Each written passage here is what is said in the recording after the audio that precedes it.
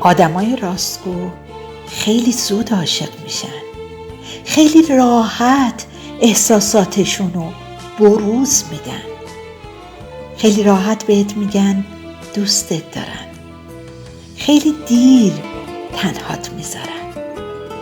اما وقتی زخمی بشن ساکت میشن، چیزی نمیگن، خیلی راحت میرن و دیگه بر نمیگردن. عاشق و چشم انتظاری، پاک و روشن چون بهاری، هرچه گفتم باورت شد، حیف از احساسی که داری.